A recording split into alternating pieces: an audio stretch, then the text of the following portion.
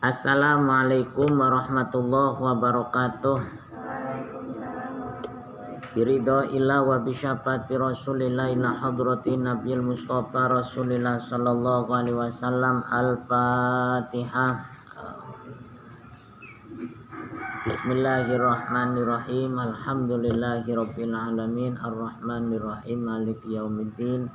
Iyyaka na'budu wa iyyaka nasta'in. Ihdinas siratal mustaqim. Siratal ladzina an'amta 'alaihim ghairil maghdubi 'alaihim waladdallin. Tsumma ila arwah sayyidatuna Khadijatul Kubra wa sayyidatuna Siti Fatimah Zahra binti Rasulillah sallallahu alaihi wasallam.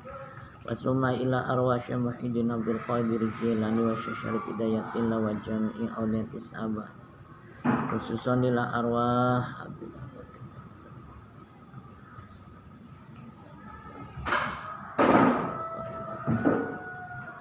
Al-Fatihah. A'udzubillahi minasyaitonir rajim. Bismillahirrahmanirrahim. Alhamdulillahi rabbil alamin. Ar-Rahmanir Rahim. Maliki yaumiddin. Iyyaka na'budu wa iyyaka nasta'in. Ihdinas siratal mustaqim. Siratal ladzina an'amta 'alaihim ghairil maghdubi 'alaihim waladdallin. Amin. Bismillahirrahmanirrahim. Pertemuan yang sekian kalinya kita akan menjelaskan tentang ketentuan sholat jama dan qashar. Sholat jama dan qashar ini sangatlah penting diketahui oleh kita semua. Sebab terkadang kita menghendaki perjalanan jauh, tentunya jangan sampai meninggalkan sholat 5 waktu. Jangan beralasan gara-gara kita bepergian jauh akhirnya sholat dilanggar, artinya sholatnya ditinggalkan. Islam sangatlah mudah. Bila mana kita sedang perjalanan jauh, tentunya sudah mencapai posko-posko tertentu yang disyaratkan oleh hukum syariat, tentunya kita boleh melaksanakan sholat jama' dan sholat qashar. Nanti Bapak akan menjelaskan apa itu jama' secara bahasa dan apa itu jama' secara istilah, supaya nanti untuk mempermudah kita secara bahasa itu apa dan secara istilah itu apa. Yang penting intinya ketika kita berjalanan jauh sudah mencapai beberapa kilo, contohnya 82 kilo, tentunya kita diperbolehkan melaksanakan jama' dan qashar. Sekarang pengertian sholat jama' dulu. Jama' kalau kita lihat di segi bahasa artinya adalah mengumpulkan. Itulah jama'. Nanti juga ada syarat yang boleh dijama'. Nanti juga ada syarat-syaratnya. Yang penting kita pahami dulu apa itu jama' secara bahasa. Jama' secara bahasa yang artinya adalah mengumpulkan. Mengumpulkan apa? Bukan mengumpulkan uang, tapi mengumpulkan sholat. Bisa duhur dengan asar, bisa dikumpulkan jadi satu. Kalau dilihat dari segi bahasa artinya adalah mengumpulkan. Sedangkan jama' kalau dilihat dari segi istilah adalah menggabungkan atau mengumpulkan dua sholat wajib yang dikerjakan dalam satu waktu yang diperbolehkan oleh hukum syariat. Jadi secara istilah. Tadi secara bahasa artinya mengumpulkan, cuma mengumpulkan saja. Tapi yang lebih detailnya lagi secara terminologinya, secara istilah. Apa itu? Menggabungkan dua sholat wajib yang dikerjakan dalam satu waktu. Contoh seperti sholat duhur dan sholat asar. Ini kan ada dua waktu antara sholat duhur dan sholat asar, tapi digabungkan jadi satu. Bisa dilaksanakan pada waktu duhur, bisa dilaksanakan pada waktu asar, tergantung kitanya mau kemana. Betul nggak? Contoh, duhur dengan asar boleh nggak? Asar ditarik ke duhur boleh. Namanya jamak takdim. Boleh nggak Pak? Kalau duhurnya ditarik ke asar, kita sholatnya nanti di waktu asar aja, boleh. Namanya jamak takhir. Yang penting pas ketika kita masuk, lafadzkan niat dalam hati, mau niatnya apa. Kalau mau niatnya takhir, ya harus kita awali dengan niat. Paham tuh? Nah, kalau dua-duanya secara bahasa dengan secara istilah itu ya agak beda sih. Kalau secara bahasa kan cuma mengumpulkan doang. Tapi kalau yang lebih detailnya secara terminologi, secara istilah, apa itu? Menggabungkan dua sholat wajib yang dikerjakan dalam satu waktu.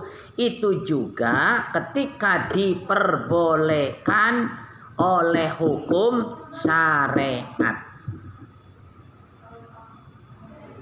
Penting tidak kira-kira? Memahami tentang ini penting tidak?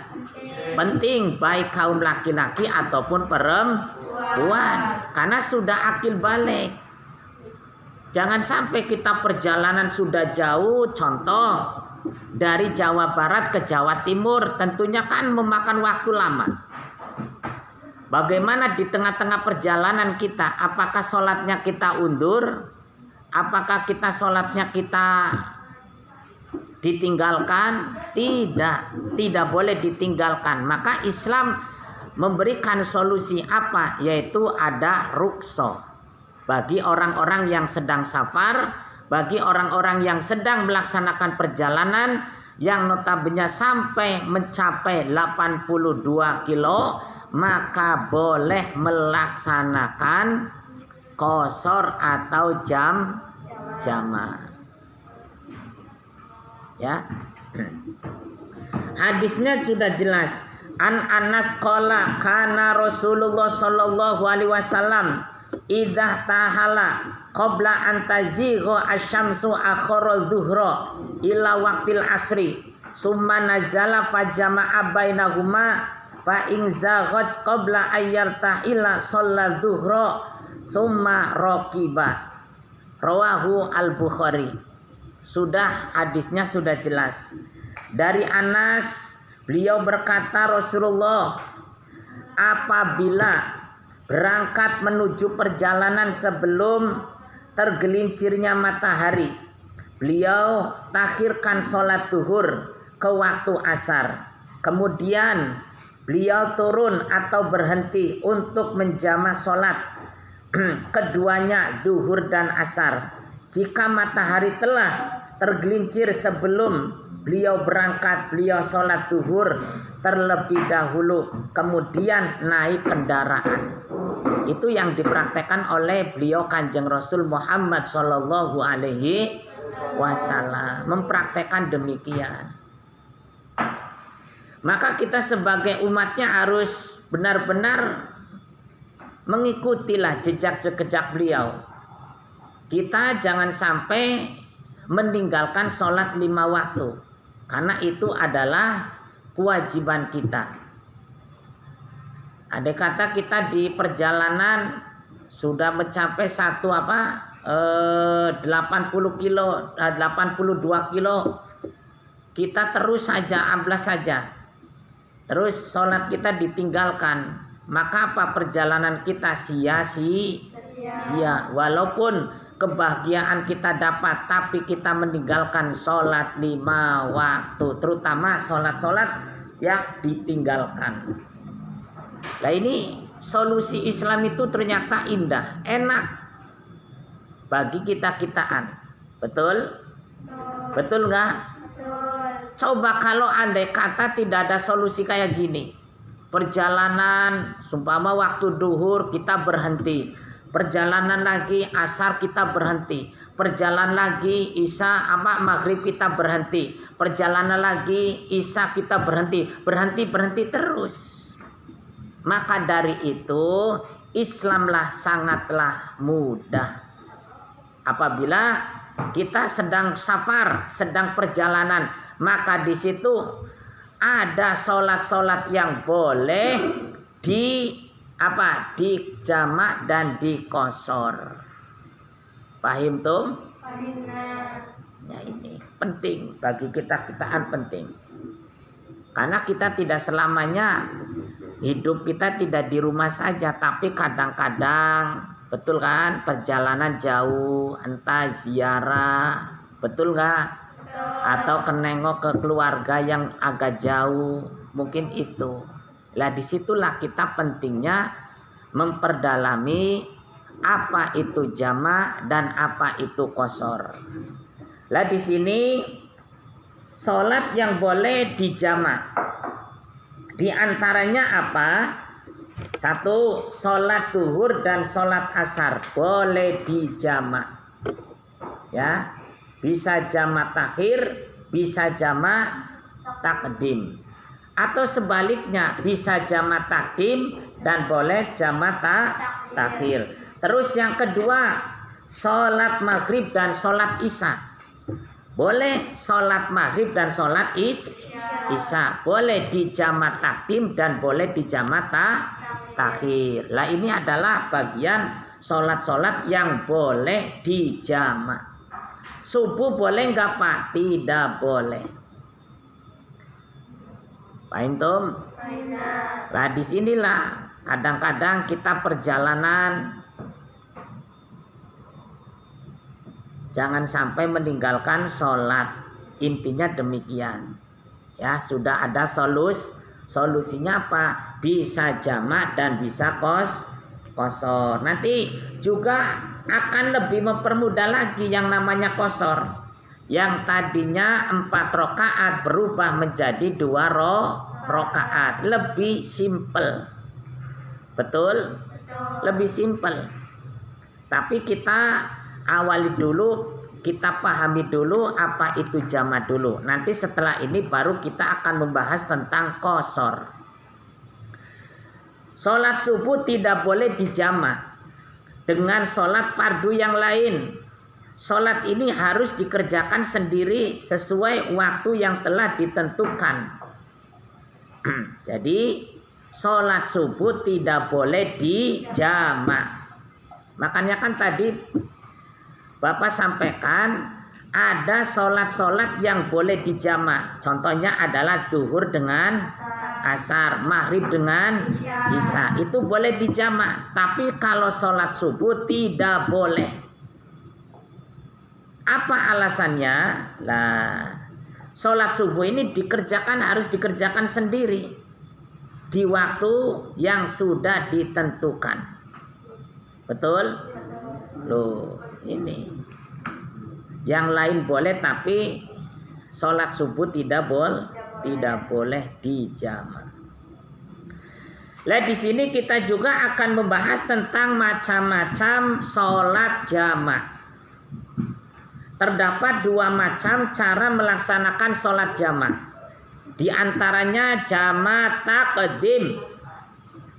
Perhatikan, jamak takdim itu apa sih?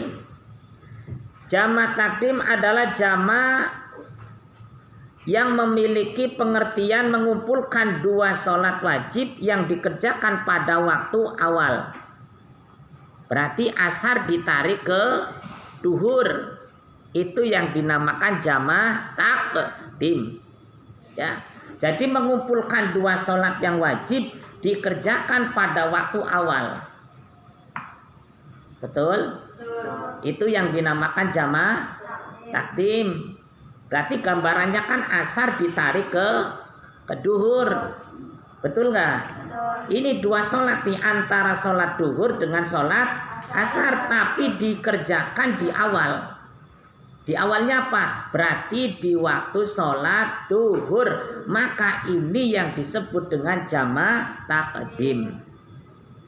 Maksudnya apa? Apabila seseorang menjama' sholat duhur dengan sholat asar, maka ia melaksanakan sholat jama' itu pada waktu sholat duhur.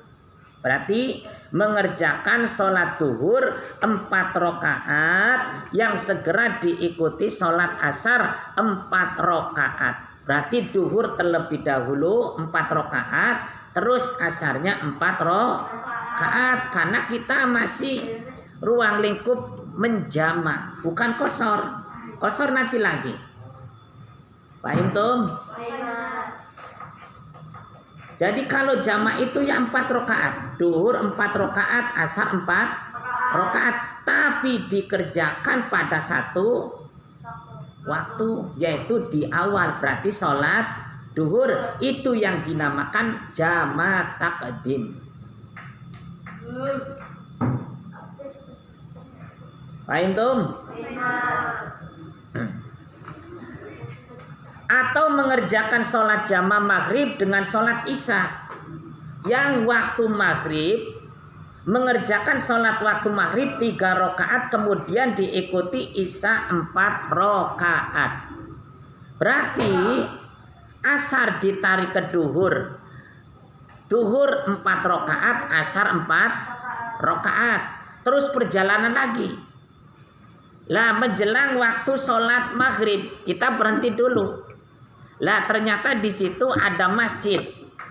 Kita masuk ke masjid, kita ambil air wudhu, kita melaksanakan jama' takdim. Apa? Di sholat maghrib dengan sholat isya. Isyanya ditarik ke maghrib, sama rokaatnya. Maghrib 3 rokaat, 4 isya 4 rakaat. Itu yang dinamakan jama' takdim. Bisa dipaham? Bisa dipaham? Nah ini ketentuan-ketentuan yang sudah ditentukan oleh syariat Islam. Ya. Terus ada lagi macam yang kedua adalah jama' takhir. Jama' takhir itu tidak jauh beda dengan jama' takdim. Tinggal kita rubah saja waktunya. Contoh, antara duhur dengan sholat asar. Duhurnya ditaruh ke sholat asar. Berarti ditakhirkan. Paham tuh? Tadi kan sholat asar ditarik ke sholat duhur. Sekarang sholat duhur ditarik ke sholat asar.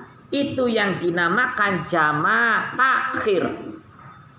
Sama rokaatnya Pak, sama 4 rokaat duhur, asar 4 rokaat. Lah begitu juga maghrib dan sholat isya. Tentunya kalau kita meniatnya apa? Jama' takhir, tentunya maghrib ditarik ke sholat isya. Rokaatnya gimana Pak? Ada perubahan nggak? Tidak ada. Namanya juga jama'. Hari jama' kan mengumpulkan atau menggabungkan 2 sholat, wajib dilaksanakan atau dikerjakan pada awal, bisa di awal bisa di akhir, dikumpulkan jadi satu. Itu yang disebut ada macamnya jama' takdim dan ada macamnya jama' takhir. Mungkin itu yang dinamakan jama'. Bisa dipaham? Oke. Adapun syarat-syarat umum sholat jama' ini harus dilaksanakan syarat-syaratnya. 1, syaratnya harus musafir. Apa itu? Orang dalam perjalanan, itu syaratnya. Jadi tidak boleh kita di rumah terus melaksanakan jama' takdim, tidak boleh. Syaratnya harus musafir. Syaratnya harus orang sedang perjalanan. Contoh, dari Jawa Barat ke Jawa Timur. Itu kan sedang perjalanan. Betul nggak? Betul nggak? Itu berarti boleh syaratnya. Itu secara umum. Ya. Dan perjalanannya tidak untuk maksiat. Artinya berarti kita ke perjalanan benar-benar yang ditempuh adalah kita bisa silaturahmi, bisa berziarah, bisa nengok ke siapa, betul nggak? Tapi kalau tujuannya maksiat, maka tidak boleh kita menjamak. Paham tuh? Lah ini tergantung perjalanan kita. Kalau perjalanannya tujuannya untuk maksiat, maka tidak boleh untuk melaksanakan jamak. Sama-sama musafir, kita perjalanan jauh, orang perjalanan jauh, tapi kan tujuan kan beda-beda, betul? Ada yang tujuan maksiat, ada tujuan ibadah.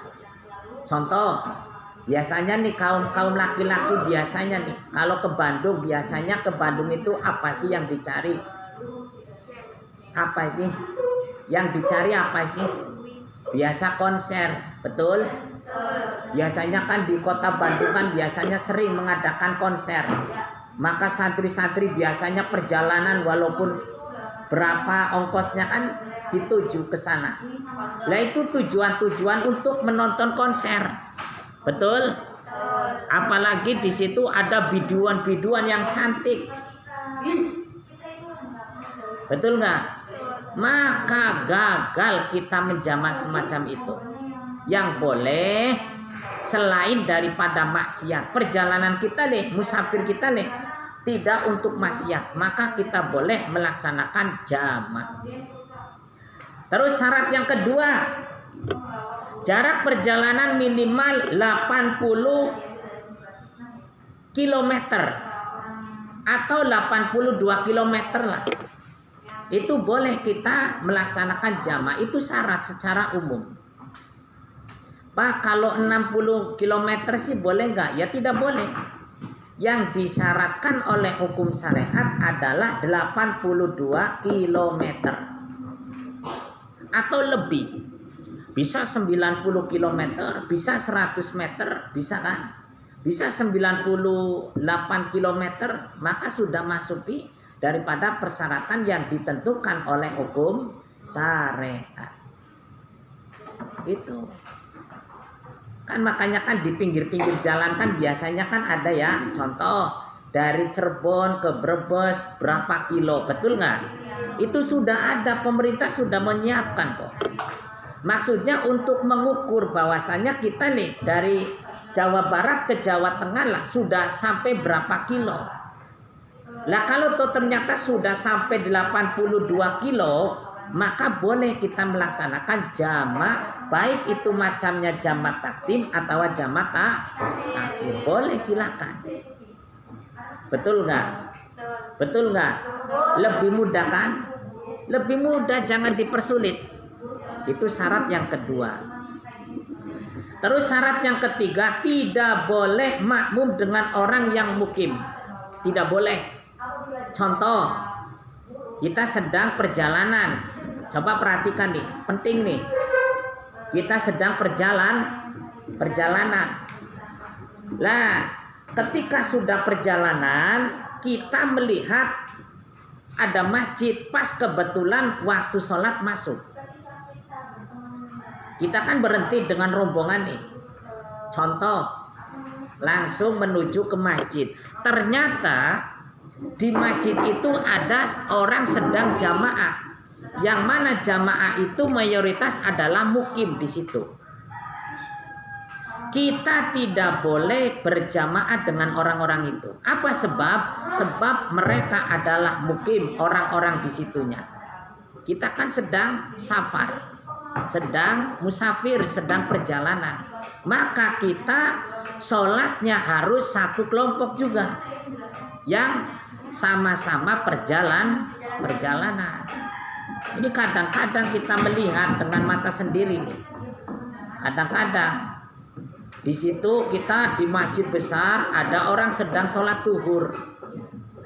Kita mengikuti, ternyata orang yang diikuti, orang yang jadi imam ternyata mukim di situ, sedang sholat zuhur biasa. Sedangkan kita yang sedang perjalanan tidak boleh berjamaah dengan orang yang mukim di situ. Ini penting. Paham?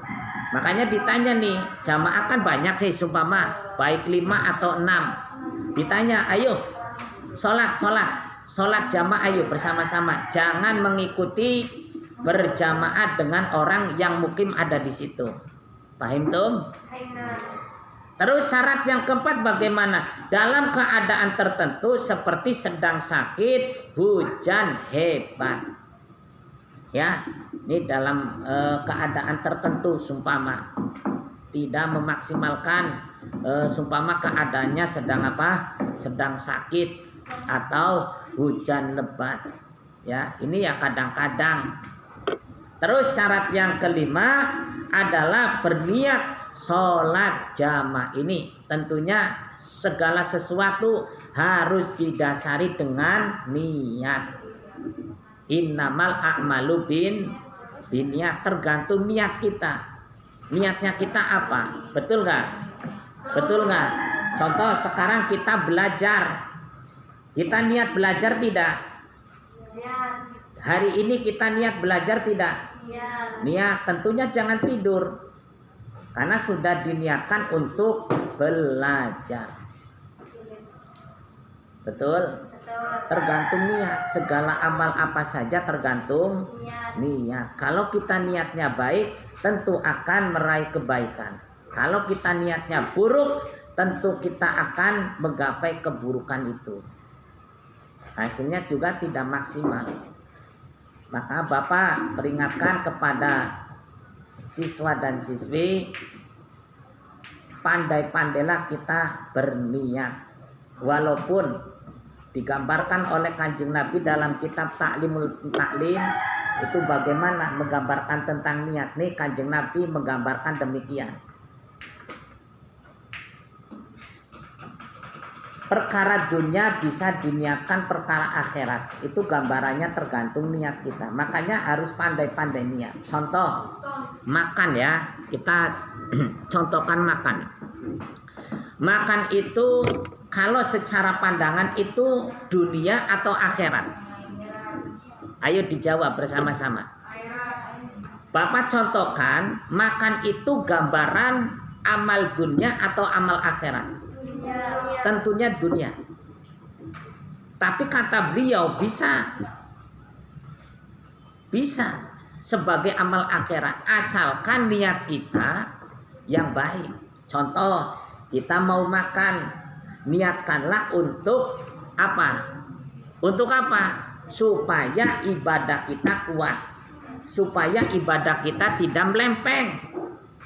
Dengan apa? Dengan kita menyuap apa? Dengan kita makan nasi 1 suapan, 2 suapan, mudah-mudahan dengan kita makan ini ibadah kita semakin kuat, semakin perkasa. Itu kan berarti walaupun pandangan itu secara dunia tapi bisa menjadi amal akhirat. Contoh lagi tidur. Tidur. Kalau kita gambarkan tidur itu kayak gambaran itu dunia atau akhirat? Dunia. Tapi kalau kita tidurnya niatnya untuk akhirat jadi nggak? Jadi. Insun niat tidur kanggo sangu supaya ibadahnya jangan ngantuk, supaya pejer matai. Lah itu sudah menjadi amal akhirat. Maka pandai-pandailah kita berniat. Paham tuh? Apa saja banyak sekali minum, makan, tidur, berjalan. Itu dunia semua. Tapi bisa diarahkan ke amal akhirat asalkan kita niatnya yang baik. Sesuai dengan hadisnya innamal a'malu niat. Lah, niat juga masuk kategori syarat-syarat umum sholat jamaah. Tergantung niat kita. Betul nggak? Lah, adapun syarat jamaah takdim nih syaratnya nih. Bagaimana syaratnya? Dikerjakan dengan mendahulukan sholat fardu yang pertama dan diikuti dengan sholat fardu yang kedua. Contoh, sholat duhur dahulu, setelah itu berarti sholat asar. Lah ini adalah syarat jamak takdim. Contoh sholat duhur dengan sholat asar. Nih, yang dilaksanakan terlebih dahulu adalah sholat duhur. Kemudian setelah selesai sholat duhur, baru kita meneruskan sholat asar. Itu syaratnya. Terus yang kedua, berniat jamak. Ya, menjamak sholat pada waktu melaksanakan sholat fardu yang pertama. Ya, nanti juga ada syaratnya tuh di situ. Ya, tata cara sholat jamak takdim. Contohnya, usolli fardhu dhuhri arba'a raka'atin jam'an taqdiman ma'al asri fardhu lillahi ta'ala. Itu contoh niatnya. Berarti itu niat sholat jamaknya adalah jamak takdim. Fardhu dhuhri dulu, kemudian apa? Taqdiman ma'al asri fardhu lillahi ta'ala. Itu niatnya semacam itu. Ya. Terus syarat sholat jamak takdim, syaratnya bagaimana? Berniat menjamak tadi tuh, sudah kan niatnya. Terus yang ketiga, tertib, dilaksanakan secara langsung seakan-akan mengerjakan satu sholat, harus tertib. Ya, duhur 4 rakaat, baru kita melaksanakan lagi sholat asar. Nah, terus masuk nih syarat jamak takhir. Satu diantaranya berniat untuk mengerjakan sholat jamak takhir. Ya, diakhirkan.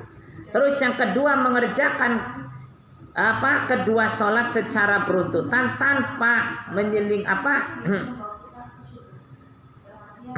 menyelilinginya dengan apapun termasuk zikir dan berdoa. Jadi harus langsung antara sholat asar dengan sholat duhur, tidak boleh dicegah dengan doa atau berzikir terlebih dahulu, harus langsung.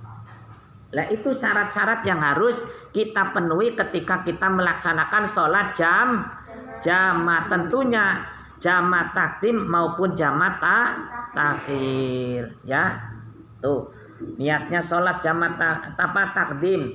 Usolli fardhu dhuhri arba'a raka'atin jam'an taqdiman ma'al asri fardhu lillahi ta'ala. Terus takbiratul ihram. Terus sholat duhur 4 rakaat seperti biasa. Terus baru kita salam, berdiri lagi, niat sholat yang kedua yaitu sholat asar. Apa niatnya? Usolli fardhul asri arba'a raka'atin jam'an taqdiman ma'ad duhri fardhul lillahi ta'ala.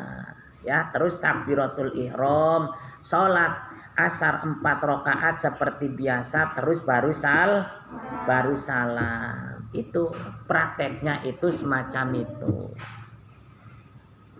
Pak Imtu, ya, emang harus ada praktek sebenarnya sih. Tapi di pondokan sering praktek. Setiap di akhir tahun kita mengadakan kegiatan religi, betul nggak?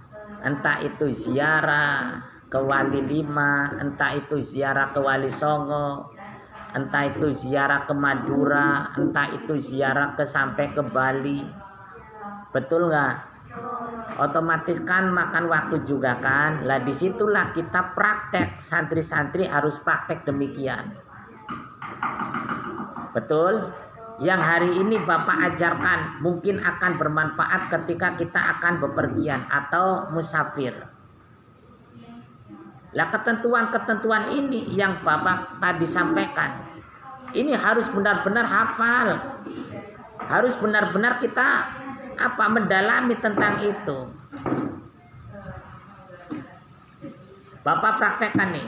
Bapak sering praktek hal demikian. Ya. Tapi ternyata alhamdulillah jamaah-jamaah yang ikut sama Bapak ternyata ngerasa ringan. Betul nggak? Betul nggak? Pernah Bapak ikut dengan rombongan, tapi di situ rombongannya apa? Setiap ada waktu istirahat, setiap ada waktu istirahat, itu terlalu makan tempat, terlalu makan waktu. Ya, maka dari itu akhirnya kita belajar tentang itu. Oh, ternyata tergantung bawaan dari orang-orangnya.